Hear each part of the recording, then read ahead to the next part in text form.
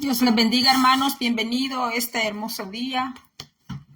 Aquí son las 11:34 de la mañana de este día sábado, 19 de abril del año 2025. Vamos a ver la resurrección de Cristo. La resurrección de Cristo la encontramos en Marcos 16. Bueno, usted puede irlo a buscar a los 4 evangelios y ahí lo va a encontrar. Mateo, Marcos, Lucas, Juan. Pero yo le voy a estar leyendo en el libro de Marcos, Evangelio de Marcos, capítulo 16, del verso 1 en adelante. Lo leemos en el nombre de Jesús, Padre, Hijo, Espíritu Santo. Amén. La palabra dice así: cuando pasó el día de reposo, María Magdalena, María, la madre de Jacobo, y Salomé compraron especias aromáticas para ir a ungirle. Y muy de mañana, el primer día de la semana, vinieron al sepulcro, ya salido el sol, pero decían entre sí: ¿quién nos removerá la piedra de la entrada del sepulcro? Pero cuando miraron, vieron removida la piedra, que era muy grande. Y cuando entraron en el sepulcro, vieron a un joven sentado al lado derecho, cubierto de una larga ropa blanca, y se espantaron. Mas él les dijo: no os asustéis, buscáis a Jesús Nazareno, el que fue crucificado. Ha resucitado, no está aquí. Mirad el lugar en donde le pusieron. Pero id, decid a sus discípulos y a Pedro que él va delante de vosotros a Galilea. Ahí le veréis como os dijo. Tomado temblor, permítame. Y ellas se fueron huyendo del sepulcro porque les había tomado temblor y espanto, ni decían nada a nadie porque tenían miedo. Habiendo pues resucitado Jesús por la mañana, el primer día de la semana, apareció primeramente a María Magdalena, de quien había echado 7 demonios. Yendo ella, lo hizo saber a los que habían estado con él, que estaban tristes y llorando. Ellos, cuando oyeron que vivía y que había sido visto por ella, no lo creyeron. Bendito sea el nombre del Señor. Entonces, mis hermanos, aquí dice que María Magdalena y la otra María, madre de Jacobo, y Salomé. María era un nombre muy común en Israel. Entonces dice que ellas fueron a comprar especias el sábado por la tarde. No sabemos a qué hora de la tarde, pero fueron a comprar especias para ungir el cuerpo de Jesús. Y dice aquí que ellas pues madrugaron el primer día de la semana, que es el domingo, porque para los judíos el sábado es el día sagrado de ellos de reposo y el domingo es el primer día de la semana donde ellos empiezan a trabajar. Entonces, ellas llegaron, dice, muy de mañana, pero no se sabe a qué hora. Si llegaron a las 4 de la mañana, a las 5 de la mañana, a las 6 de la mañana, no lo sabemos. Pero ellas pues madrugaron a buscar el cuerpo de Cristo. Dice, vinieron al sepulcro ya salido el sol, dice aquí. Bueno, ¿a qué hora estará saliendo el sol allá en Judea? En el tiempo de ellas y ese día que ellas fueron. No sabemos a qué hora salió el sol. Pero dice que cuando ellas fueron, ya el sol dice que había salido. Y que pues ellas se preguntaban: ¿quién nos removerá la piedra de la entrada del sepulcro? Pues la piedra, un ángel ¿por qué fue movida la piedra? Cristo no necesitaba que le movieran la piedra, porque Él es todopoderoso. No necesitaba ángeles que moviera esa piedra. Entonces vemos que las mujeres compraron las especias el sábado en la tarde, que fueron a la tumba a la mañana siguiente. Dice que estas especias eran para embalsamar el cuerpo de Jesús. No era para embalsamarlo, sino que para ungirlo, como prueba de amor, devoción y respeto. Que llevar las especias a la tumba era como hoy en día llevar flores a las tumbas, ¿verdad? Cuando algún ser querido o amado se ha muerto. Entonces dice que los ángeles no movieron la piedra para que Jesús saliera, sino para que la gente entrara y vieran que Jesús había resucitado como lo prometió, porque Jesucristo dijo que él se levantaría al tercer día. Cuando le dijo a aquellos líderes religiosos, le dijo: destruid este templo y en 3 días lo levantaré. Cristo no estaba hablando de esos templos de madera, de barro, que llevan hierro, un montón de cosas. Cristo estaba hablando de la iglesia, el cuerpo de Cristo, de la iglesia de él estaba hablando el Señor. Entonces él le dijo a sus discípulos que él iba a resucitar, que él se iba a levantar al tercer día. Él les dijo que él iba a ser entregado y también él les dijo todo lo que iba a suceder y que él se iba a levantar al tercer día, y así fue. Entonces esa piedra no fue movida. El ángel de Jehová no lo movió para que Jesús saliera de la tumba, sino que movió esa piedra para que la gente pudiera entrar ahí adentro. Entonces dice acá que Marcos habla de un ángel con el cual las mujeres se encontraron en la tumba, en tanto que Lucas habla de 2 ángeles. Pero recordemos que los evangelios, por eso le pusieron, los teólogos le pusieron sinópticos, los evangelios sinópticos, porque es una sinopsis de qué punto usted ve las buenas nuevas de salvación, de qué punto usted está viendo, de qué punto lo escribió el evangelio Mateo, de qué óptica escribió Marcos el evangelio narrado por el apóstol Pedro, porque Marcos era un joven romano, discípulo del apóstol Pedro, pero como él escuchó el evangelio, las buenas nuevas de salvación, todos los hechos de Jesús de boca del apóstol Pedro, que caminó, palpó, tocó al Cristo de la gloria, mis hermanos. Y también está Lucas, que Lucas escuchó el evangelio, él recopiló. Lucas era un doctor en medicina, él era un doctor. No sabemos si era cardiólogo, si era especialista en el hígado, si era especialista en los riñones. Yo tengo un especialista en los riñones, me han puesto un especialista en los riñones. Y tengo otro especialista que es en los huesos. Tengo como 3 especialistas, como con 3 especialistas yo paso. Entonces, Lucas el médico era así, como tenía una profesión como los doctores donde a mí me llevan. Él era un doctor en medicina. Entonces él recopiló los datos, recopiló toda esa información que daban los discípulos de Cristo, de los apóstoles, y los fue escribiendo. Y Lucas es el evangelio más coordinado que hay. Lucas, mis hermanos, porque pues Lucas, ¿por qué escribió el libro de Lucas? ¿Por qué incluso escribió el libro de Hechos?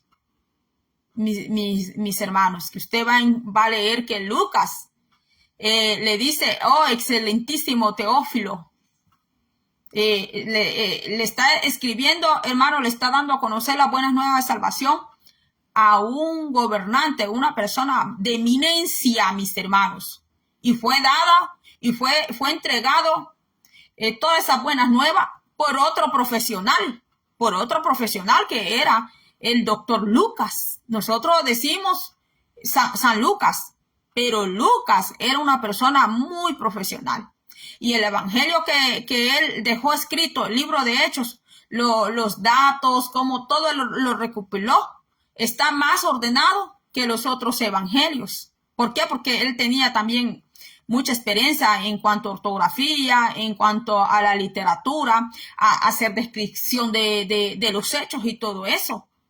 Podemos ver que Dios puede usar desde un pescador de peces, que Dios puede usar desde un hombre que cobraba impuestos como Leví, que comúnmente lo conocemos como Mateo, porque los judíos, los hebreos, tienen dos nombres, uno con el que se le conoce en la familia y tienen otro nombre para allá afuera, mis hermanos.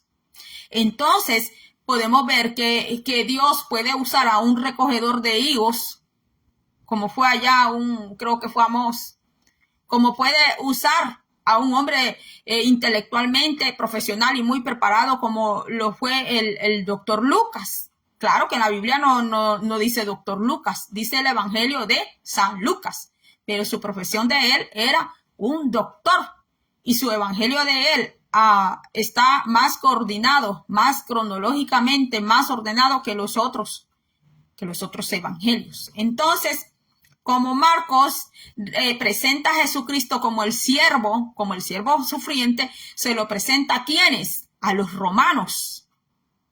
Todo lo que yo estoy hablando es teología. Todo lo que yo estoy hablando es estudio teológico. Cuando usted ya entra a la teología y empieza a estudiar los evangelios, por qué fue escrito cada evangelio y hacia qué comunidad de personas, hacia los romanos, hacia la iglesia, o a los hebreos, como el evangelio de Mateo, que Mateo, que Leví, porque él se llamaba Leví, pero más comúnmente conocido como Mateo.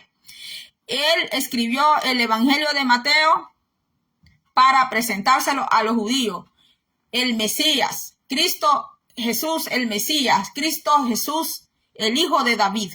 Y así, mis hermanos, Marcos presenta a la comunidad de los romanos, a los cristianos que estaban allá en Roma, porque también habían romanos que se cristianizaban, pero pues la mayoría lo hacían pues en silencio, lo hacían en secreto. ¿Por qué? Porque en Roma estaba la más terrible persecución que había, mis hermanos. Allá en aquellas tierras se está viendo, allá de Medio Oriente se está viendo la persecución a los creyentes, y algunas noticias nosotros las hemos logrado ver por las noticias, otras no se ven por las noticias.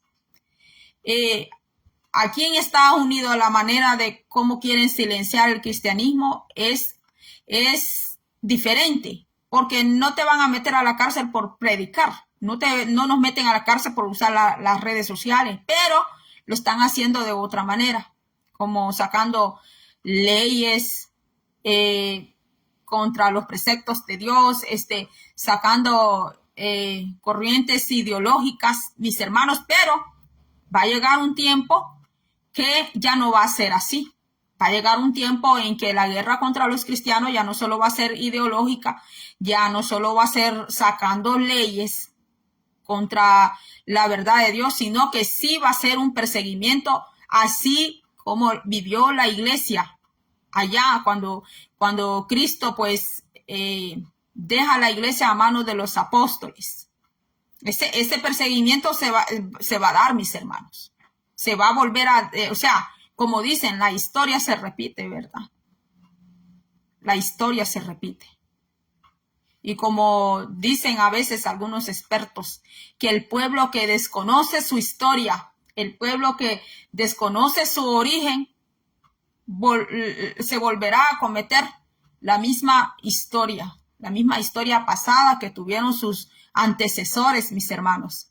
Entonces nosotros como iglesia tenemos que conocer todo esto, cómo persiguieron a nuestros hermanos, cómo los persiguieron, se escondían en las catacumbas, no habían templos gloriosos, no habían templos de opulencia, nuestros hermanos, la iglesia primitiva, no se reunía en iglesias con asientos reclinatorios, que si hace mucho calor pongan más fuerte el aire, que porque la hermana es bien gordita o el hermano es bien gordito le va a aumentar al aire acondicionado en la iglesia.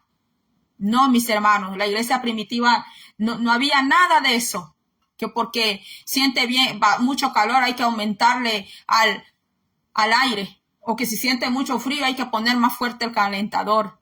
La iglesia de Cristo, mis hermanos, en sus principios, no tuvo nada de comodidad. Eran terriblemente acusados y eran terriblemente perseguidos, empezando desde el emperador. ¿Se acuerda de un mensaje reciente que vimos de Cifra y de Fua? Cómo el faraón empezó a perseguir a los niños. Por ahí empezó. Después les puso a hacer ladrillos, hasta la paja les quitó para poner más duro el trabajo. Dice que sofocó a los hebreos de una manera que gimieron todos y clamaron a Dios por liberación, mis hermanos. Entonces veamos aquí, mis hermanos, que Marcos habla de la muerte de Jesús, de la resurrección de Cristo. Entonces dice que Marcos escribe solo de un ángel y Lucas habla de dos. No es que se están contradiciendo, sino que aquí vemos que en Marcos hay un ángel que le habla a las mujeres, el otro no les habla. Entonces hay uno que habla y el otro no. El otro ángel no habla. Entonces dice que en este suceso pueden destacar aspectos diferentes del suceso. Tal vez Marco destacó al ángel que habló. El énfasis diferente de cada evangelio muestra que los autores escribieron en forma independiente y que los relatos de los cuatro son verdaderamente verdaderos y confiables, porque hasta ahora hay personas sino que hay fuentes filosóficas. Hay que tener cuidado con las fuentes filosóficas, con las corrientes de filosofía que corren, que Jesús no se murió en la cruz, que Jesús se bajó medio vivo de la cruz y que se fue para la India y mire, todas esas creencias, mis hermanos, que robaron el cuerpo de Cristo. ¿A dónde es que usted y yo tenemos que ir? Tenemos que ir a la Biblia, porque allí es donde nos da todos los datos acerca de la muerte y resurrección de Cristo. Entonces, ¿cuáles son esas evidencias? Vamos a ver que la resurrección es de vital importancia por varias razones. Jesús cumplió su promesa de levantarse de entre los muertos, por lo cual podemos creer que Él cumplirá todas sus otras promesas. La resurrección nos asegura que el gobernador del eterno, del eterno reino de Dios será el Cristo viviente, no una idea, ni una esperanza, ni un sueño. Al levantarse de la muerte, Cristo nos asegura que también resucitaremos. Nosotros también vamos a resurrectar, porque está el día de la resurrección. Hasta los antiguos del ayer, pues, lo creían así, hasta los egipcios, hermanos. Miles de años antes, tiempo antes que Cristo viniera, hasta los egipcios, los de Babilonia, mis hermanos, todos ellos creían, mis hermanos, que hay un día de resurrección. Hay un día para eso, hermanos. Incluso hay una alabanza que dice: qué gloriosa será la mañana, donde venga Jesús el Rey de amor. ¿A qué está aludiendo esa alabanza? Está aludiendo a la resurrección de los santos hijos de Dios. Y bueno, y también un día se van a levantar los impíos, los pecadores, también se van a levantar, pero ellos saldrán de la tumba, mis hermanos, para un juicio, del gran trono blanco que habla el libro de Apocalipsis. Porque los hijos de Dios van a ser juzgados en el tribunal de Cristo, porque vamos a ser juzgados también, ¿no? O sea, Dios le va a hacer juicio a todos, tanto como a hijos, tanto como al impío y al pecador, pero en dos tribunas diferentes, hermanos. Porque el mismo Cristo dice que el grano va a ser separado de la cizaña, porque Cristo no va a hacer ese revoltijo de hacerle juicio al trigo junto con la cizaña, como le dijo Abraham a Jehová. Le dijo, cuando Jehová le dijo lo que iba a hacer, a calcinar, fulminar a Sodoma y Gomorra.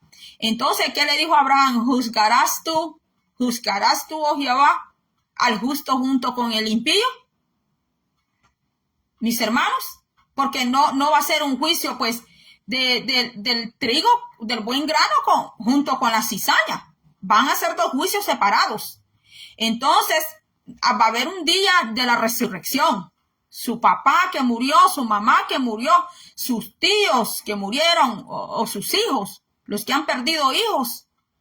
Un día todos se van a levantar de esas tumbas, van a abrirse, mis hermanos. Y bueno, algunos pues alegan, algunos dicen que esa historia viene allá de los griegos, que viene de la Odisea y de toda la mitología griega. Pero es que, hermanos, sea que los griegos crearon historias así, o los egipcios creían en el día de la resurrección, o los babilonios también creían en el día de la resurrección, hermanos, porque al principio todos éramos uno. Lea allá Génesis, que todos hablaban una sola lengua. Todos tenían un solo lenguaje y todos eran un solo pueblo. Eran así, pues, de unidos. Y pues cuando dijeron con el Nimrod, que se levantó de líder y dijo que iba a levantar la torre de Babel y todo eso, mis hermanos, fue cuando Dios dijo que iban a confundir, que los iban a confundir, que allí fue cuando salieron muchos lenguajes diferentes, salieron los lenguajes, está el arameo antiguo, está el hebreo arcaico, mis hermanos. Bueno, algunos dicen que hablan hebreo, que hablan el arameo que habló Cristo, pero cuando usted se va a investigar el antiguo hebreo, es un hebreo arcaico, es un hebreo casi desaparecido. Y la lengua aramea ni se diga, mis hermanos, ni se diga. Si aún nosotros que venimos de allá de países donde estaban las tribus azteca, maya, totolteca, el inca y todas estas tribus, mis hermanos, los lenguajes se van teniendo cambios a través de los tiempos. Entonces, mis hermanos, vemos que pues la mayoría de las civilizaciones y de esos pueblos antiguos creyeron en el día de la resurrección, mis hermanos. Y es que es bíblico también. Va a haber un día de resurrección para todos. Lo va a haber. Pero primero, Dios, que ese día de resurrección sea, ¿verdad? Para que vayamos al reino de Dios y no para ir al lago de fuego, mis hermanos. Entonces dice aquí, ya vamos a terminar. Hoy quiero hacer un video corto. Dice que que Cristo, al levantarse de la muerte, Cristo nos asegura vida nuestra. Permítame. Cristo nos asegura que también resucitaremos. El poder de Dios que levantó el cuerpo de Cristo de la muerte está vigente para traer de nuevo a la vida nuestra moralidad y nuestra espiritualidad que están muertas, cambiándonos y haciéndonos crecer. La resurrección es parte esencial del testimonio de la iglesia ante el mundo. Nosotros no solo contamos lecciones de la vida de un buen profesor, sino que proclamamos la realidad de la resurrección de Cristo Jesús, el autor de la vida. Bendito sea el nombre del Señor. Entonces, mis hermanos, vamos a ver que hay ciertos argumentos, ciertos pensamientos, como por ejemplo, Jesús solo estaba inconsciente y luego revivió. Pero veamos la evidencia y la explicación. Marcos 15, 44-45 dice, un soldado romano le dijo a Pilato que Jesús había muerto. Entonces se cae esa falsa filosofía que Cristo estaba medio vivo en la cruz y que se fue así todo moribundo para la India, porque la Biblia no dice que se fue para la India. La Biblia dice, un soldado romano le dijo a Pilato que Jesús había muerto. Marcos 15, 44-45. Lo dijo un hombre que no era judío. Lo dijo un soldado romano. Los soldados romanos no quebraron las piernas de Jesús porque ya estaba muerto. Uno de ellos le abrió el costado con una lanza. José de Arimatea y Nicodemo envolvieron el cuerpo de Jesús y lo colocaron en la tumba. Juan 19, 38, 40. Veamos que otra fuente filosófica dice: las mujeres se equivocaron de tumba. Veamos la evidencia con la Biblia. María Magdalena y María, la madre de José, vieron a Jesús en una tumba. Mateo 27, 55, 59, 61, Marcos 15, 47, porque acuérdese que pidieron el cuerpo de Cristo. Nicodemo, el que le había preguntado a Cristo en la oscuridad, mis hermanos, que cómo era eso de nacer de nuevo y todo esto, él proveyó la mirra, que eran muchos ciclos de mirra. Nicodemo fue una cantidad de dinero que gastó, mis hermanos, en esa mirra. Entonces veamos otro argumento de la fuente filosófica. Dice: ladrones desconocidos robaron el cuerpo de Jesús. Veamos qué dice la Biblia. Los soldados romanos sellaron y custodiaron la tumba. Hechos 12:2. Los líderes religiosos, veamos otra fuente filosófica. Dice: los líderes religiosos robaron el cuerpo de Jesús para más tarde mostrarlo. Veamos qué dice la Biblia. La tumba estaba custodiada y sellada. Si los líderes religiosos hubieran robado el cuerpo de Jesús, sin duda habrían hecho algo para acallar los rumores de la resurrección. Bueno, mis hermanos, porque aquellos líderes religiosos sabían que Cristo se iba a levantar, porque sabían que Cristo no mentía. Entonces pagaron. Ellos pagaron a guardias para que mintieran y dijeran que habían hurtado el cuerpo de Cristo. Pues los discípulos confiaban en Cristo, confiaban en Dios y tenían mucha fe y creían que Jesús se levantaría de los muertos. No tenían por qué hurtar el cuerpo de Cristo. Pues ya el ladrón se había ahorcado el sol, que era Judas. Y después de esto, Jesús aparece, dice, a María. Esto está en Marcos 16, 9 en adelante. Habiendo pues resucitado Jesús por la mañana, el primer día de la semana. Bueno, aquí dice que había resucitado Jesús por la mañana, pero no dice a qué hora, porque la mañana es desde las 12, desde las 0 horas, desde las 12 de la noche del día domingo en adelante. Entonces, aquí dice que las mujeres fueron por la mañana cuando había salido el sol a buscar a Jesús para poner ungüento al cuerpo. Pero, ¿qué pasó? Jesucristo ya había resucitado. Yendo, ella lo hizo saber a los que habían estado con él, que estaban tristes y llorando. Ellos, cuando oyeron que vivía y que había sido visto por ella, no lo creyeron. Para los apóstoles era bastante insólito, mis hermanos, que ellos habían visto que Cristo resucitaba muerto, sí.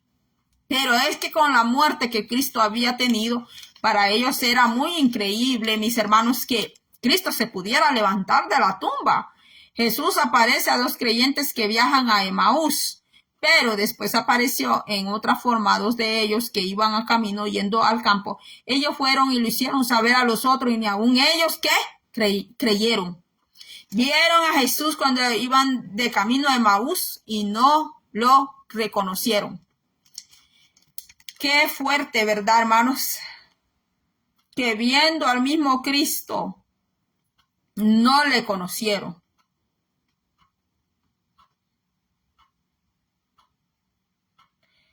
No es suficiente leer acerca de Cristo como un personaje ni estudiar sus enseñanzas. Al creer que Él es Dios, debemos confiar que nos salvará y debemos aceptarle como el Señor de nuestras vidas. Esta es la diferencia entre conocer a Jesús y saber acerca de Él.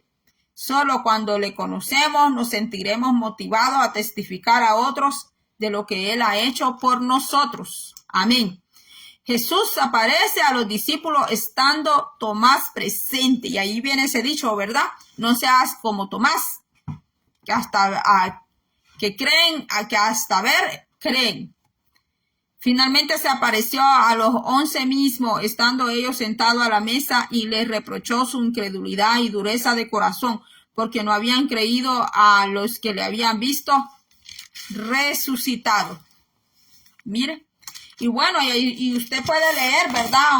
Donde Cristo, creo que es en el libro de Mateo, donde llama, donde dice que estando la puerta cerrada, Jesucristo traspasó esas paredes, ¿verdad?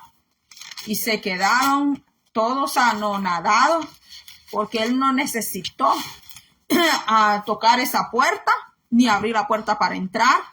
Mis hermanos, cuando Cristo se les aparece y le dice a Tomás, ¿verdad? Le dice, mete tu mano.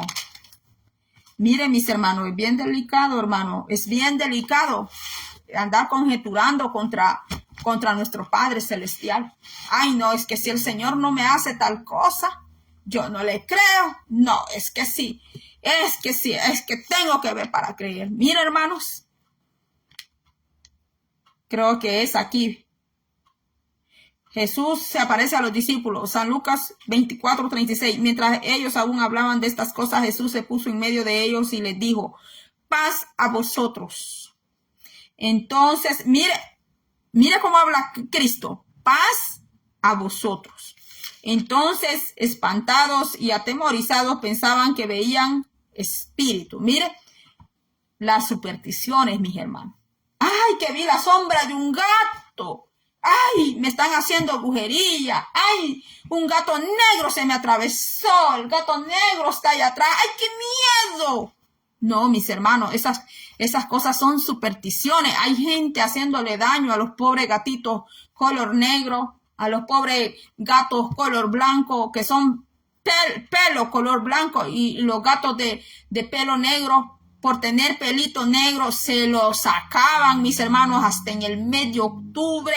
Toda esa gente que le hace maldad a los animalitos, como los gatos, como los perros, mis hermanos, y los andan usando en sacrificio, en ofrenda a ídolos. Mira, hermano, esa gente, el gobierno les debería de tratar con esa gente, hermanos, porque es que no han leído la Biblia, donde dice que hay que cuida tu bestia. Está hablando de los animales. Cuida a los animales. Tienes vacas, tienes caballos. No los explotes demasiado. Eso está diciendo la Biblia. No los explotes.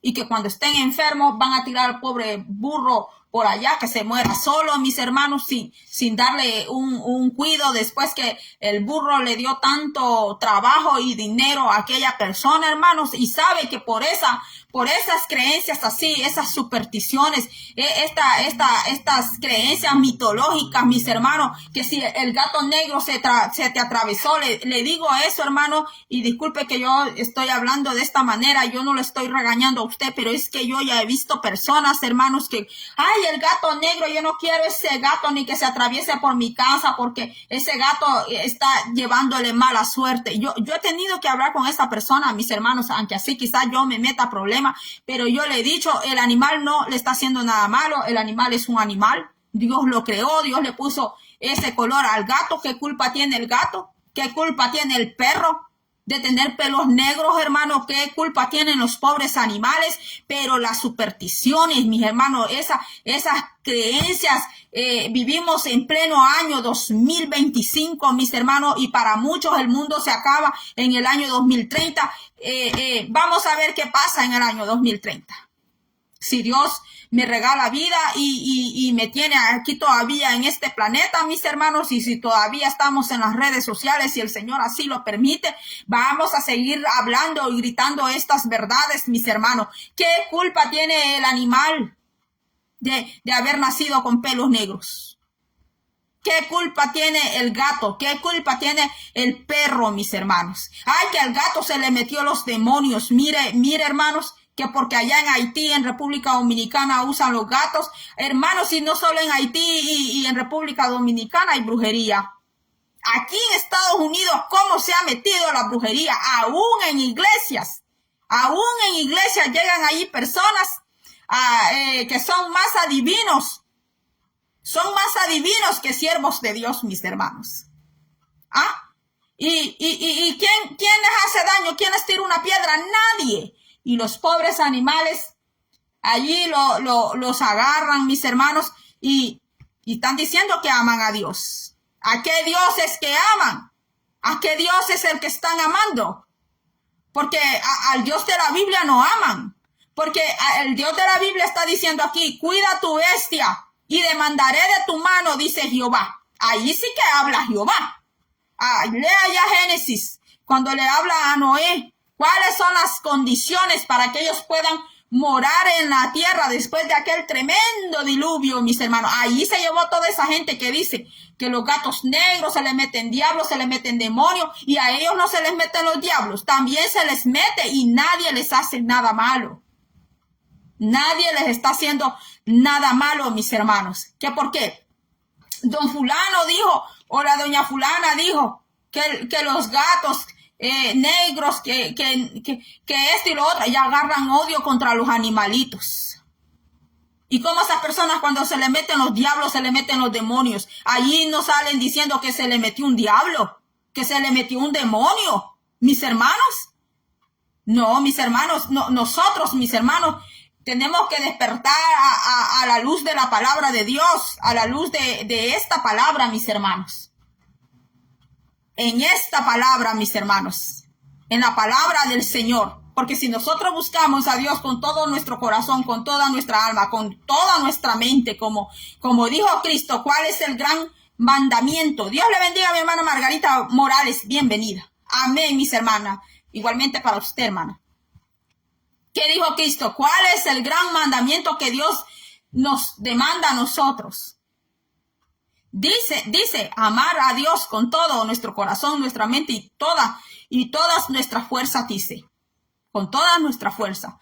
Y el segundo gran mandamiento, ¿cuál es? Amarás a tu prójimo como a ti mismo. Pero si vamos a decir que vamos a amar al prójimo como nosotros mismos, no hay que saltarse el primero. Porque si cumplimos con el segundo y no estamos cumpliendo el primero, no estamos en nada. Permítame.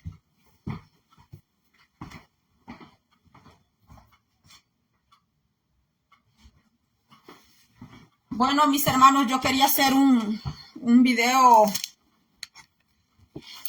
corto. Entonces, aquí en San Lucas se le aparece. Y dice, y Jesús le dijo, pero él le dijo, ¿por qué estáis turbados y vienen a vuestro corazón estos pensamientos? ¿Ve? Los pensamientos que el gato tiene demonio, que el gato negro se me atravesó, porque allá en Haití y República Dominicana hacen hechizos y hacen no sé qué con los gatos. Pues va a haber un día que Dios va a demandar de toda esa gente, si no se arrepienten y no piden perdón a Dios.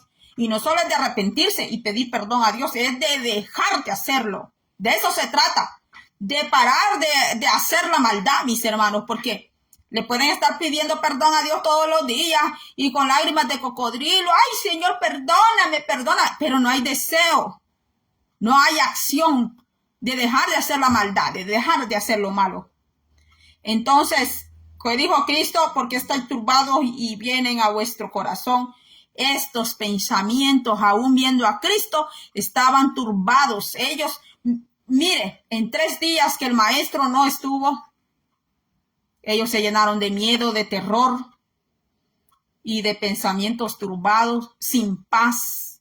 Eso sucede cuando en la vida del cristiano la presencia de Dios ya no está.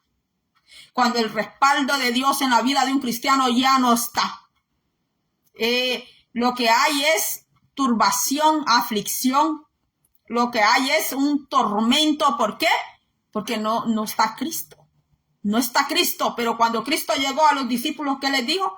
Pasa a vosotros. ¿Por qué? Porque estaban turbados. Por dentro estaban turbados. Pero él dice, mirad mis manos y mis pies, que yo mismo soy. Palpad y ved, porque un espíritu no tiene carne ni huesos. Él sí tenía carne y hueso y traspasó las paredes.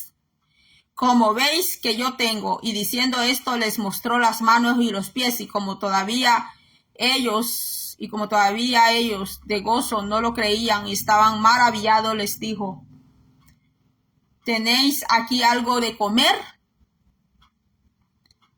Y como todavía ellos, dice, y él lo tomó y comió delante de ellos. Y les dijo: estas son las palabras que os hablé estando aún con vosotros, que era necesario que se cumpliese todo lo que está escrito de mí en la ley de Moisés, en los profetas y en los salmos. Entonces les abrió, ¿qué? El entendimiento. No tenían el entendimiento abierto y anduvieron 3 años y medio caminando con el maestro. Y hasta allí el Señor les abrió el entendimiento para que comprendiesen las escrituras, porque las escrituras las comprendemos cuando Dios nos abre el entendimiento. Y él les dijo: así está escrito, y así fue necesario que el Cristo padeciese y resucitase de los muertos al tercer día, y que se predicase en su nombre el arrepentimiento y el perdón de pecados en todas las naciones, comenzando desde Jerusalén. ¿Qué es lo que quiere Dios que se predique? Aquí está lo que Dios quiere que se predique. Dice que ¿qué? Que en el nombre de Él, en el nombre de Jesucristo, se predique arrepentimiento y el perdón de pecados en todas las naciones, comenzando desde ¿dónde? Desde allá Jerusalén. Y vosotros sois testigos de estas cosas. He aquí, yo enviaré la promesa de mi Padre sobre vosotros, pero quedaos vosotros en la ciudad de Jerusalén hasta que seáis investidos de poder desde lo alto. Está hablando del Espíritu Santo, del descenso del Espíritu Santo, el Consolador, a los hijos de Dios, a la iglesia, mis hermanos. Entonces, hasta aquí he llegado, mis hermanos. Ya me tomé un tiempo. Ahorita me voy a ir a preparar algo calientito de tomar. Estamos con muchos vientos por aquí, le digo, mucho viento, muy nublado. Siempre estos días aquí es así, mucha nubosidad, nada de sol. Siempre estos días aquí son días bien opacos, mis hermanos. Mañana, pues yo los domingos casi siempre no hago videos. Es un día bastante ocupado para mí. El día domingo hago transmisiones, pero solamente en Facebook. No aquí por YouTube, pero el día domingo yo no traigo nada de la Biblia, sino que lo que yo hago es grabar. Entonces transmitimos aquí al hermano proverbista, a él es que transmitimos, pero lo hago allá en Facebook. Del lunes para adelante, estoy orando al Señor, estoy pidiendo mucho al Señor para que me ayude, mis hermanos, de hablar de unos sueños que el Señor me ha dado. En esta semana que ha clausurado, que está cerrando hoy sábado, mis hermanos, el Señor me ha dado a mí unos sueños muy, muy reveladores, unos sueños muy, mis hermanos, que le estoy pidiendo al Señor que me dé la sabiduría, la inteligencia, cómo hablarlo, cómo transmitirlo. Sigamos adelante, mis hermanos, en el nombre del Señor Jesucristo, donde quiera que tú estés. No importa donde tú estés, puedes vivir en una casita de cartón, de lámina, puedes vivir en una casita hecha de ladrillos de adobe, donde quiera que tú estés, pero tú aclamas al Señor, tú entregas todo tu corazón, tu vida al Señor. Allí el Señor está contigo, allí el Señor puede consolarte, allí puede descender la presencia del Señor. Cualquier aflicción que tú estés teniendo, ponte en las manos del Señor Todopoderoso. Confía en el Señor completamente. Allí sí te recomiendo que confíes en el Señor completamente. No confíes en el hombre, porque el hombre en cualquier momento traiciona. Hoy te puede decir confía en mí, ya mañana cambia de opinión y nos traiciona, sino que pongamos todo nuestro corazón, pongamos toda nuestra confianza en el Señor. Si estás pasando un momento de condición de salud, igual ponte en las manos del Dios Todopoderoso. Dios nos da fortaleza. A veces el Señor no promete quitar una condición de salud, a veces el Señor no lo promete. como lo hizo con Pablo, le dejó un aguijón en su carne para que Pablo siempre viviera humilde, para que Pablo siempre viviera postrado al Señor. Pablo murió con ese aguijón en la carne, pero Dios siempre le dio la fortaleza y la fuerza para seguir adelante. Tal vez una condición de salud que estés pasando, pues el Señor sabe si quitar ese aguijón o no quitarlo. Pero, sin embargo, tienes fuerza para levantarte y salir adelante. Y eso es lo más bueno. Eso es maravilloso, mis hermanos, que el Señor esté de nuestra parte. Porque yo no le recomiendo a nadie que tenga al Señor en contra. No, mis hermanos. Yo no le recomiendo a nadie enojar, provocar a Jehová. Provocarlo, mis hermanos. A Yahvé voy a decir, porque algunos se molestan cuando yo digo Jehová. Se enojan.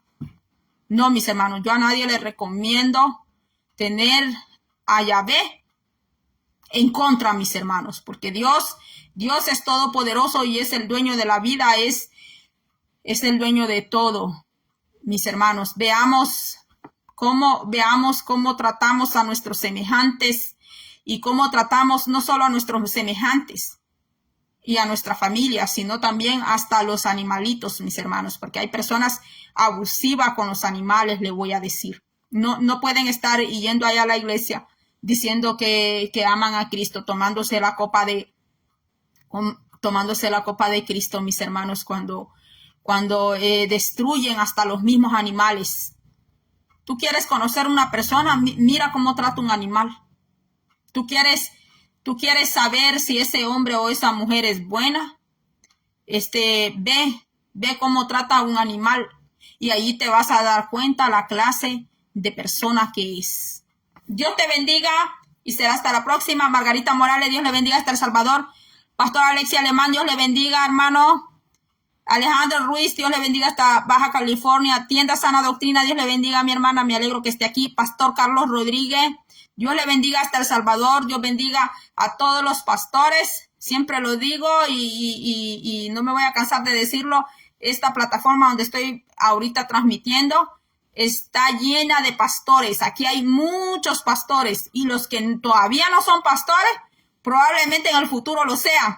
Porque yo le voy a decir algo, yo tengo bastantes amistades pastores, conozco a muchos pastores, más que todo de 3 estados metropolitanos, y conozco también pastores en El Salvador, mis hermanos. Y aquí en este estado donde vivo actualmente, estoy conociendo también pastores, mis hermanos.